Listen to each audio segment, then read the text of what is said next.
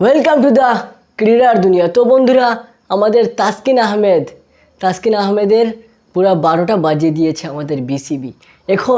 এখন পুরা আল্লাহ ভরসা যে আমাদের তাসকিন আহমেদ বিশ্বকাপে যাবেন কি না।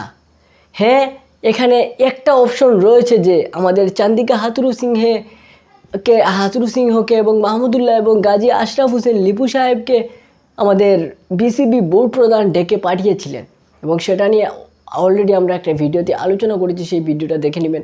তো বন্ধুরা, আমাদের তাসকিন আহমেদ যাওয়ার সুযোগ আছে একটাই, সেটা হচ্ছে যে যদি হালকা কোনো ইনজুরি হয়ে থাকে, আমি আবারও বলতেছি, হালকা যদি ইনজুরি হয়ে থাকে তাহলে তাসকিনের একটা সুযোগ আছে যে উনি 15 জনের যে স্কোয়াড কিংবা বিসিবি যে তাদের খরচে কয়েকজন প্লেয়ার রাখবে একটা এই টিমের সাথে, 15 জনের স্কোয়াডের সাথে, বিশ্বকাপ দলের সাথে, সেখানে হয়তো বা তাসকিন আহমেদ চান্স পেয়ে যেতে পারেন।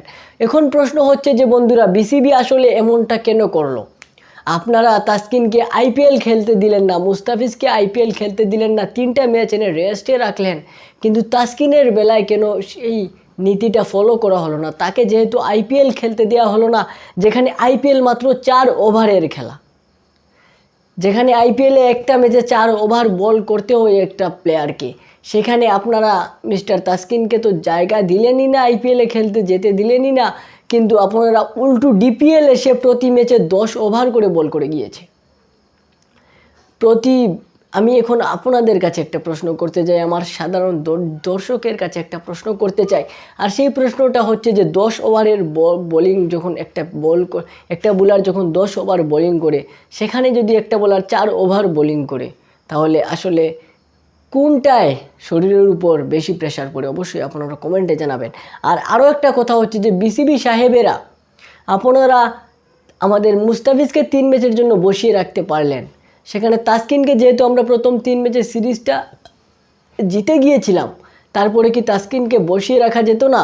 আমরা জিম্বাবুয়ের বিপক্ষে হাসান মাহমুদ কিংবা তানজিম সাকিবকে কি একাদশে খেলিয়ে লাস্ট 2টা টি20 খেলা যেত না?